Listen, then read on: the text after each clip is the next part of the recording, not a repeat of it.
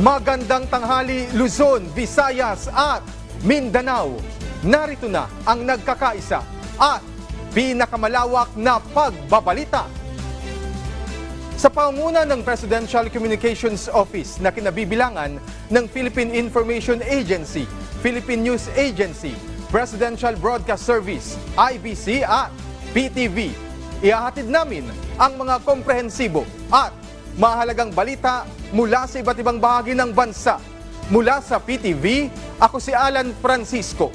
Ito ang Balitang Pambansa.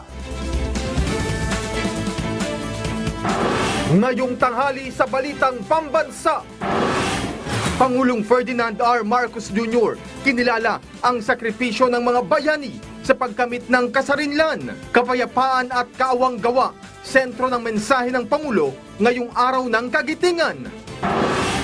Ekonomiya ng Pilipinas, inaasahang magtutuloy-tuloy pa hanggang sa susunod na taon, batay sa growth forecast ng Asian Development Bank. Inflation ng Pilipinas, mananatili ring mabagal. Kasunod ng mataas na employment rate sa bansa, Department of Labor and Employment magkakasa ng malawakang job fair sa Labor Day. DSWD magpapadala rin ng mga tauhan sa Myanmar para tulungan ang mga OFW na apektado ng malakas na lindol. Isang linggo bago ang Holy Week, Pangulong Marcos Jr.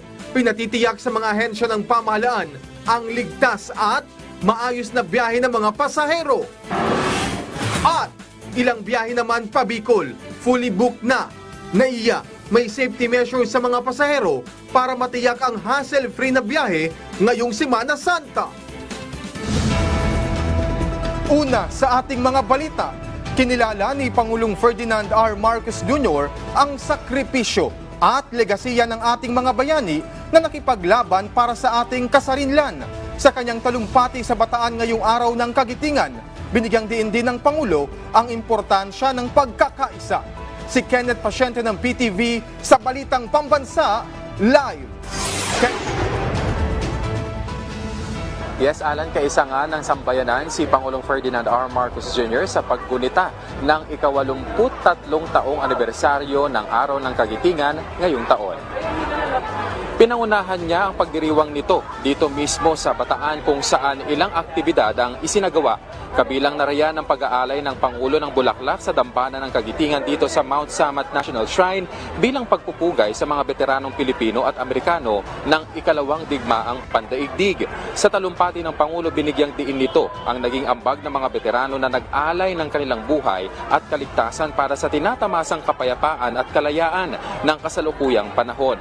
Pero hindi anya ito dapat mabaon sa limot kaya marapat lamang na taon-taon na alalahanin ang mga sakripisyo at hirap ng mga veterano. Binigyang diin ng punong ehekutibo na dapat ay dalhin ang mga natutunan sa mga karanasang nangyari sa nakaraan. Na bagaman anya ay masaklap, tiyak naman nakapupulutan ng aral. At ang aral na yan, Alan, ay ang hindi anya solusyon ang kaguluhan para lutasin ang anumang problema. Sa halip ay sa pamamagitan ng mapayapang pamamaraan. We celebrate the lessons that have been learned through this very terrible hardship and very terrible experience. The lessons that we learn are that the solution to war is not more war, and that the solution to war is only peace. An honorable peace that is arrived at by the different parties involved in having a hand and a voice in achieving that peace. We are a little bit disappointed to see that the world, parts of the world, and many countries in the world have yet to learn that lesson. And we hope that that peace will be brought to us soon. Alan, isa rin sa ipinunto ng Pangulo na hindi maaatim ang kapayapaan ng iisang bansa lamang kaya mahalagaan niya ang pagtutulungan at kooperasyon. Alan. Maraming salamat Kenneth Pasyente ng PTV. Samantala, para makatulong sa mga naghahanap pa ng trabaho, magsasagawa ng malawakang job fair ang Department of Labor and Employment o DOLE sa darating na Labor Day. Bukod sa mga ahensya ng pamahalaan, nakikipag-ugnayan din ang kagawaran para sa dagdag na trabaho sa bagong Pilipinas. May balitang pambansa si Zep Busongan ng Radyo Pilipinas.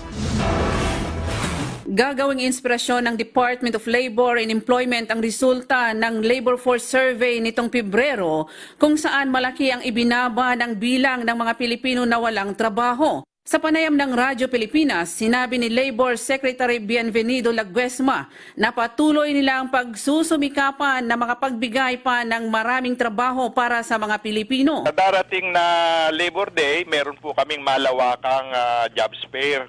Ito po ay nationwide at ito po ay amin ding pag-aalok at ng ating serbisyo sa ating mga kababayan. In partnership naman po din ito lagi sa private sector at iba pang mga departamento ng ating pamahalaan. At Bukod sa pagbibigay ng trabaho sa 4-piece graduates at trabaho at serbisyong pangkalusugan sa bagong Pilipinas ng DSW at DOH, tinututukan din ng DOLE, katuwang ang Agriculture Department, TESDA, DepEd at CHED ang pagbibigay ng oportunidad sa mga magsasaka, upskilling at retooling ng mga manggagawa at dagdag na kasanayan sa mga senior high school graduate.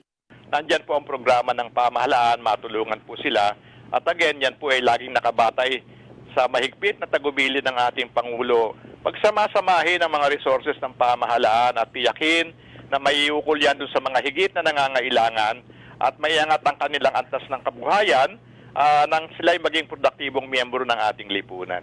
At dahil isinusulong ang Program Convergence Budgeting, tiyak na mabibigyan na rin ng oportunidad at serbisyo sa bagong Pilipinas ang mga nasa malalayong lugar sa Pilipinas. Mula sa Radyo Pilipinas, Zef Busongan para sa Balitang Pambansa.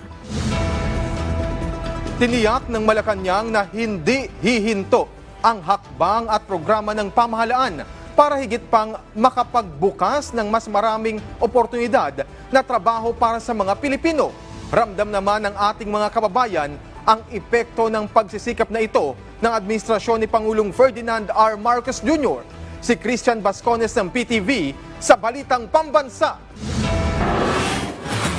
Ikinalugod ng palasyo ang pagtaas ng bilang ng mga Pilipinong nagkaroon ng trabaho sa bansa.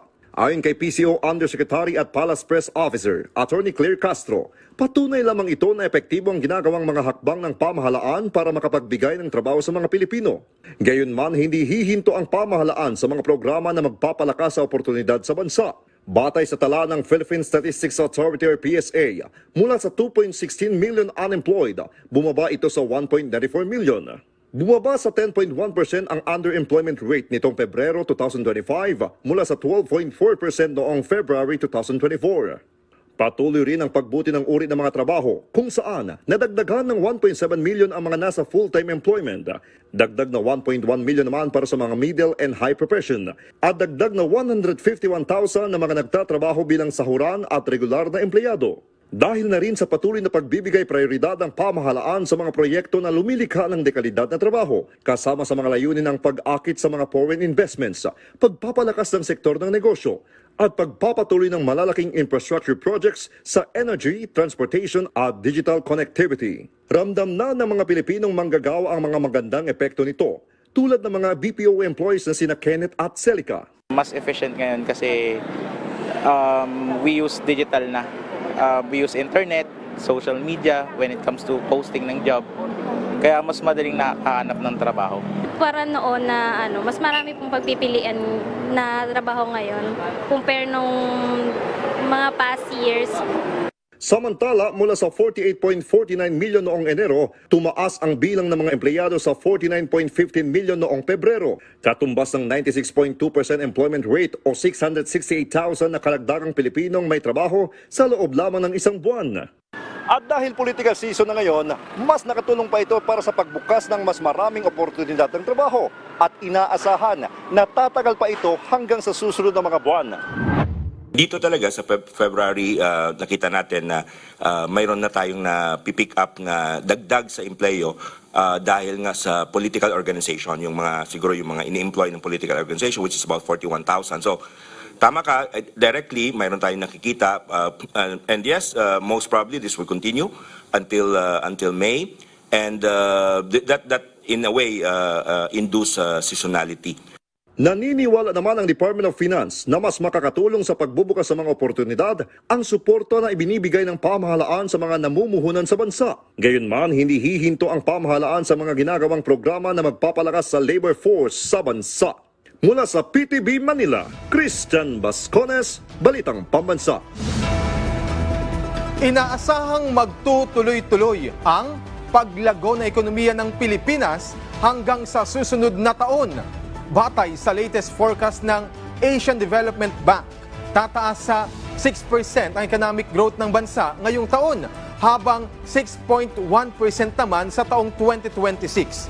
Dagdag pa ng ADB, pangatlo ang Pilipinas sa mga bansang mabilis ang paglago na ekonomiya sa Timog Silangang Asya.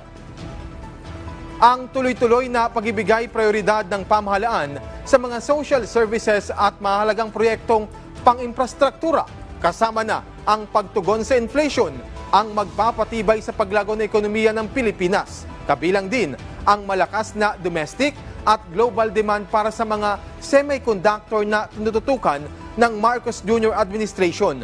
Batay pa sa ADB, manatili ring mabagal ang inflation ng bansa na inaasahang maamarka sa 3% hanggang sa susunod na taon.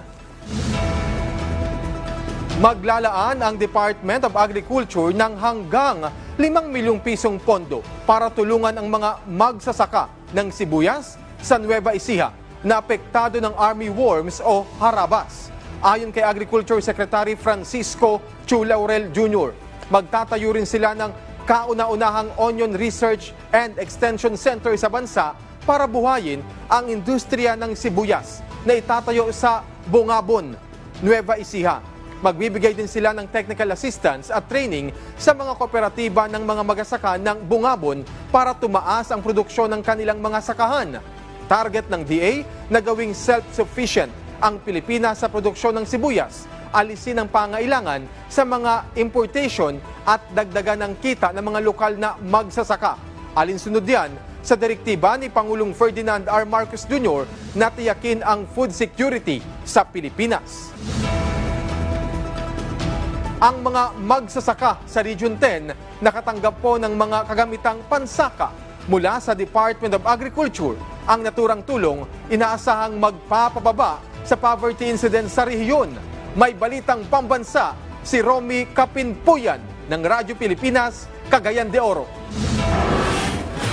Mga farm tractor, harvesters at delivery trucks, iilan lamang yan sa mga itinurnover ng Department of Agriculture para sa mga magsasaka at mga lokal na pamalaan sa Northern Mindanao. Bahagi yan ng 133 million pesos halaga na agricultural interventions sa 122 eligible farmers cooperatives association o FCAs. Desidido kasi ang pamalaan na mapababa sa single digit ang poverty incidence sa reyon pagdating sa 2028. Kaya naman ang pamalaan walang patid ang suporta at tulong sa mga magsasaka at mga lokal na pamalaan sa Region 10. Bukod sa 7 four-wheel drive farm tractors, 17 rice and corn combine harvesters at 12 hog delivery trucks. Nagbigay rin ang DA ng 13 hauling trucks, 15 walking type agricultural tractor rotary tilling, 7 hand tractor, 51 mini chainsaw, 1 mobile shredder, 2 pumps and engine at iba pa. Pinunduhan din ng kagawaran sa ilalim ng iba't ibang program ng DA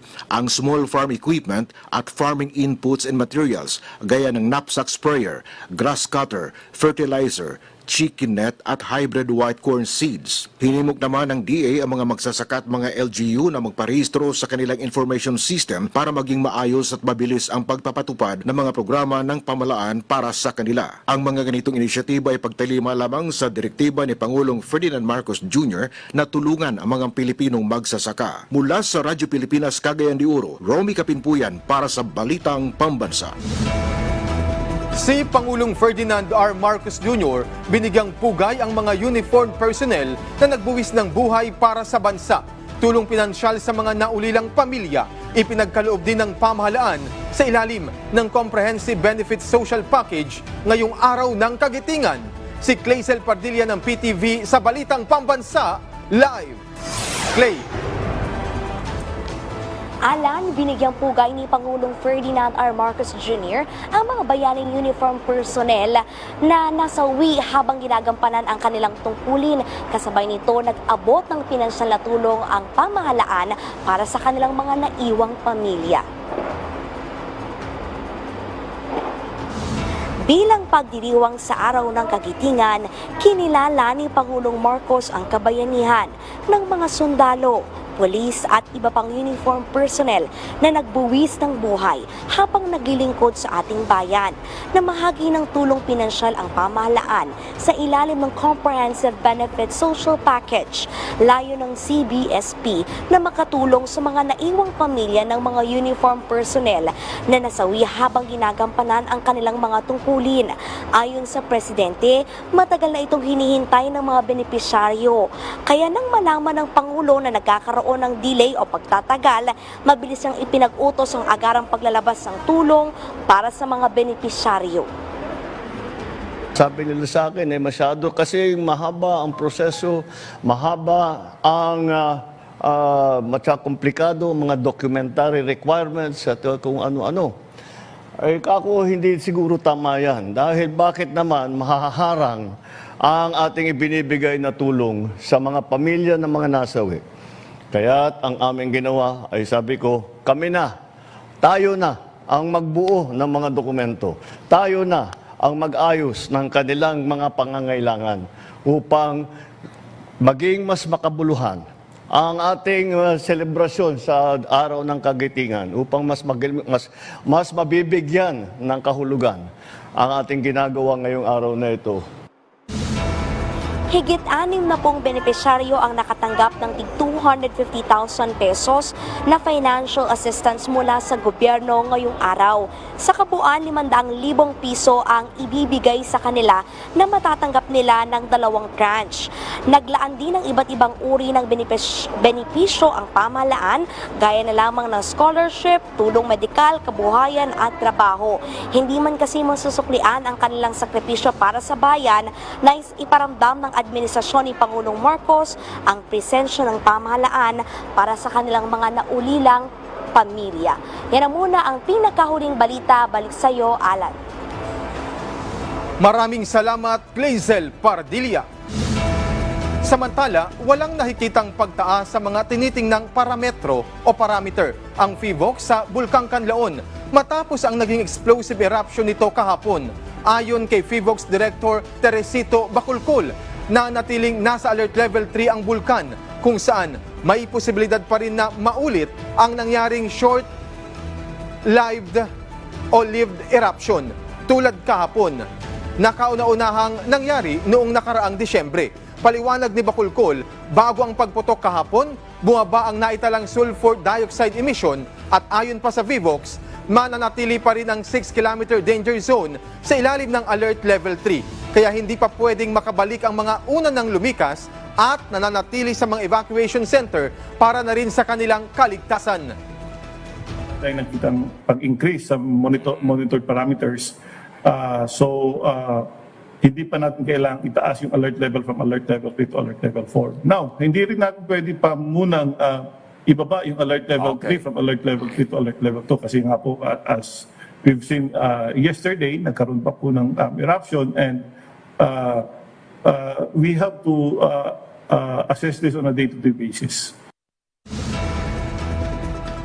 Pinatitiyak ni Pangulong Ferdinand R. Marcos Jr. ang maayos at ligtas na biyahe para sa publiko ngayong Kwaresma.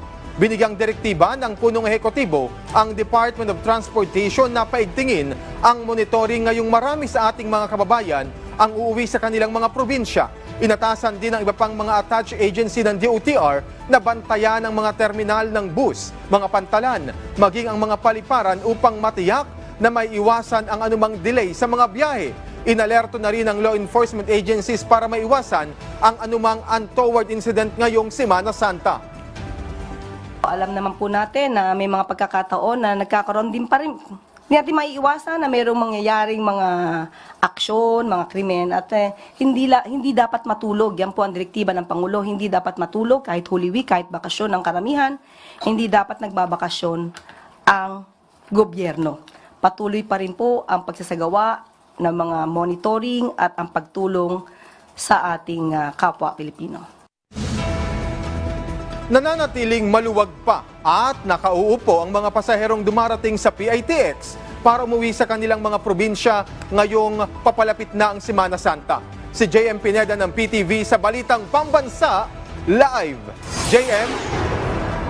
Alan, nilinaw nga ng Parañaque Integrated Terminal Exchange o PITX na maluwag pa o may mga upuan pa yung mga biyaheng panorte at pabicol hanggang ngayon.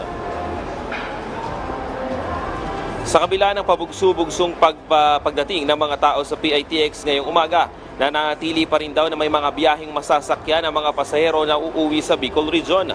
Maluwag pa umano ang mga upuan ng ilang mga bus company mula April 10 hanggang sa April 13. May ilang mga bus company lamang daw na punuan na. Para naman sa mga biyaheng panorte gaya ng mga papuntang Baguio ay marami pa ring slots ng upuan sa mga bus.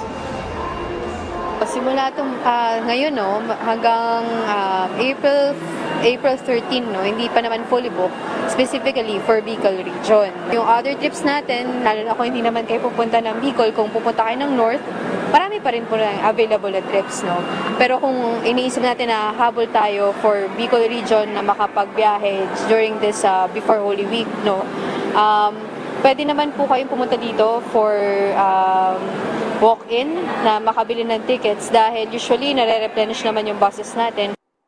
Tiniyak rin ng pamunuan na paniguradong magdaragdag ng mga bus ang mga kumpanya para matugunan ang dami ng mga pasaherong uuwi ng probinsya, lalo na sa mga pagbugso ng tao sa Miyerkules Santo na huling araw din ng pasok. Kasi last day ng workday, syempre dun palang babiyahe. Ayaw naman natin makamiss ng workday malamang, Yung iba natin ng leaves, katulad ng iba. That's why last minute nakakapag-travel, Sa uling tala ng PITX, may 15 ng fully booked na bus sa Pabicol sa April 12 hanggang April 13, habang 25 naman ang punuan na biyaheng Pabicol sa April 14. Sa April 15 naman, nasa 33 Bicol trips ang fully booked na at higit 4 na po naman na biyaheng Bicol ang punuan sa April 16. Sabi ng PITX, iwas aberya umano kung sa online magpapabook ang mga pasahero dahil makakalabas rin o makakalagpas rin sila sa mahabang pila. May mga bus companies po na nagsiserve online booking nila. So you can check with our Facebook page kung ano po yung mga links na yun o di kaya naman numbers sa mga bus companies para mas madali po kayo makipag-ugnayan para sa tickets.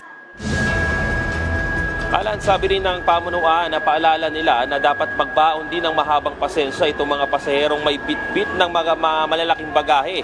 Dahil panigurado dito pa lang sa entrance ay i-check na yan at paniguradong bubuksan at titignan kung ano yung laman ng kanilang bagahe para syempre matiyak na rin yung kaligtasan ng mga pasahero dito sa loob ng terminal. Samantala, as of 11 a.m. naman, nasa 53,900 na ang foot traffic dito sa PITX. Yan muna ang latest. Balik sa iyo, Alan. Maraming salamat, JM Pineda ng PTV. Inihahanda na ng DSWD ang listahan ng mga psychological first aider para tulungan ang 18 OFW na nakaligtas sa lindol sa Myanmar. Bukod dito, bibigyan din ang kanilang mga pamilya sa Pilipinas ng mga family food packs. Si Noel Talakay ng PTV sa Balitang Pambansa Live. Noel. Alan, magpapadala ng mga tauhan ang Department of Social Welfare and Development o DSWD sa bansang Myanmar para tulungan ang mga overseas Filipino workers o OFW na lubhang naapektuhan ng lindol doon. Inihayag ng pamunuan ng DSWD na magpapadala ito ng psychological first aider para tulungan ang mga OFW sa bansang Myanmar na lubhang naapektuhan ng 7.7 magnitude na lindol doon. Ayon kay Director Maria Isabel Lanada ng DSWD Disaster Response Management Bureau, inihahanda na nila ang listahan ng mga personnel na ipapadala sa nasabing bansa. Sinabi rin ni Lanada batay sa napagkasunduan ng DSWD at ng Department of Foreign Affairs, uunahin na mabigyan ng psychological aid ang 18 identified na mga OFW na nakaligtas ng lindol doon. Dagdag pa ni Lanada, bibigyan din ng tulong pinansyal sa ilalim ng Assistant to Individuals in Crisis Situation o AICS at Family Food Packs ang mga pamilya ng mga nasabing OFW na nasa Pilipinas.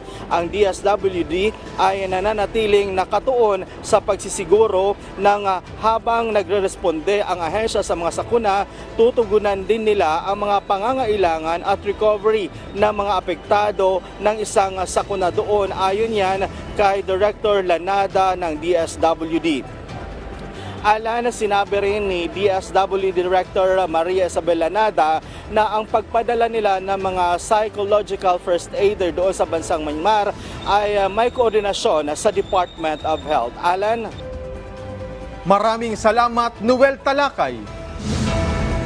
Patuloy ang pakikipag-ugnayan ng Department of Migrant Workers sa Department of Foreign Affairs o DFA at Philippine Embassy sa Myanmar sa pagpapaabot ng tulong sa mga Pilipinong apektado ng malakas na lindol. Si Bien Manalo ng PTV sa Balitang Pambansa Live. Bien. Anan, kinumpirma ng Department of Foreign Affairs na patay na ang isa sa 4 na Pilipinong nawawala sa Myanmar. Samantala, tumungtong na sa mahigit 6,000 ang bilang ng mga nasawi sa 7.7 magnitude na lindola na tumama sa Myanmar at Bangkok, Thailand kamakailan. Tumungtong na rin sa mahigit 5,000 individual ang sugatan habang higit 100 naman ang pawang nawawala. Ayon sa otoridad, posible pang tumaas ang bilang na ito sa mga susunod na araw sa nagpapatuloy na search and retrieval operations doon. Patuloy ang pakikipag-ugnayan ng Department of Migrant Workers at Department of Foreign Affairs at Philippine Embassy sa Myanmar sa pagpapaabot ng tulong sa mga Pilipinong apektado ng malakas na lindola. Pagtitiyak ng DMW na patuloy silang nakamonitor sa kalagayan ng ating mga kababayan doon. Puspusan pa rin ang paghahanap sa 4 na Pilipinong nawawala sa Mandalay, Myanmar. Nakipag-ugnayan na rin ng migrant workers sa department sa pamilya ng mga OFW sa Pilipinas. Gayon din sa labor attaché sa Bangkok, Thailand at sa mga otoridad sa Myanmar. Samantala, nailipat na ng Embahada ng Pilipinas sa Myanmar ang 15 overseas Filipino workers para bigyan sila ng emotional and well-being support. Their lives will hopefully, the 17 will hopefully be back to normal. They can move on, learn from this incident kasi alam naman natin na sa mga kababayan natin kailangan talagang sumunod sa regulations ng host country.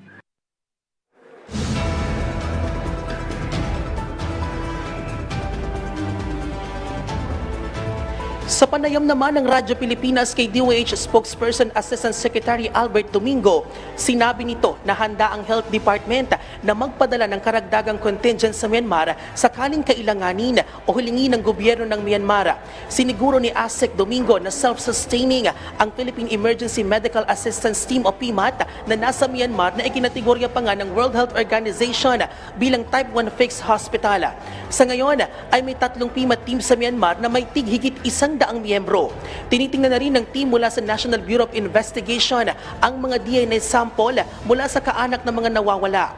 Nauna na rin sinabi ng DFA na karamihan sa mga natatagpo ang labi mula sa gumuhong Sky Villa Condominium sa Mandalay ay naaagnas na at kinakailangan ng i-cremate dahil sa kakulangan ng cold storage facilities sa lungsod. Tayo ay kumukuha ng mga signal mula sa gobyerno ng Myanmar kung kakailanganin ba o hindi. Nandoon ngayon yung ating PEMAT Visayas, yung Philippine Emergency Medical Assistance Team mula sa Eastern Visayas at marami na silang nakita nga pasyente as of April 5, 268 na.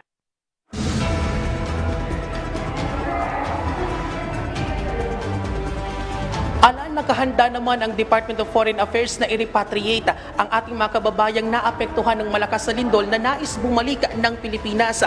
Samantala, nanawagan naman ang Department of Migrant Workers sa mga Pilipino nga nangangailangan ng tulong na makipag-ugnayan sa Philippine Embassy sa Yangon sa Myanmar at Embahada ng Pilipinas sa Bangkok, Thailand. At yan ang update. Balik sa iyo, Alan. Maraming salamat, Bien Manalo. Ang pamahalaan tinitiyak ang mabusising paghahanda sa pagdagsa ng mga biyahero sa paliparan. Ang Ninoy Aquino International Airport naman may safety measures para iwas aberya ngayong Semana Santa. Si Bernard Ferrer ng PTV Manila sa Balitang Pambansa live. Bernard. Alan, handa na ang Ninoy Aquino International Airport para sa pagpasok ng Semana Santa. Nagpaalala rin ang otoridad upang masigurong maayos at walang abala ang biyahe ng mga pasahero. Nag-inspeksyon si OTS Administrator at Undersecretary Arthur Bisnar sa NAIA Terminal 3 sa Pasay City ngayong araw. Partikular niyang sinuri ang bahagi ng immigration at check-in counter ng mga airline bilang bahagi ng pinaigting na seguridad ngayong Semana Santa. Ayon kay Yusek Bisnar, madalas silang magdagdag ng mga tauhan upang mas maayos na matulungan ang mga pasahero, lalo na sa mga panahong inaasang dagsa ang mga biyahero. Samantalang umabot sa humigit kumulang 100,000 pasahero ang nakabook sa isang online na airline company mula Lunes, April 14 hanggang Linggo ng pagkabuhay yung Easter Sunday, April 20. Inaasang tataas pa ito at posibleng umabot sa 150,000 na pasahero. Kabilang sa mga rutang may mataas na food traffic ang patungong Katiklan, Tagbilaran, Puerto Princesa, Tacloban, Bacolod, Iloilo, Cagayan de Oro at Cebu. Pinapaalalahanan ang mga pasahero na tanging power banks na hindi lalagpas sa 100 watts-hours lamang ang pinapayagang dalhin sa eroplano. Para sa mga device na nasa pagitan ng 100 watts-hours at 160 watt-hours, kailangang may aprobadong pahintulot mula sa airline sa check-in counter. Sa darating na Biyernes, inaasahan na unti-unting pagdami ng mga pasahero sa mga paliparan. Kaya hinihikayat ang publiko na mag-book na ng mas maaga. Alan, paalala sa ating mga pasahero na pumunta ng mas maaga sa paliparan bago ang nakatakdang flight upang maiwasan ang anumang abala. Balik sa iyo, Alan. Maraming salamat, Bernard Ferrer. At dyan po nagtatapos ang 30 minutong ulat sa bawat sulok ng bansa. Samahan nyo kaming muli mamayang 6:00 ng gabi para sa updated at pinalakas pang balitaan. Ito ang pinalawak na puwersa sa pangunguna ng Presidential Communications Office. Mula sa PTV, ako si Alan Francisco. Hatid sa inyo ang komprehensibong paghimay sa mahalagang usapin dito lang sa Balitang Pambansa.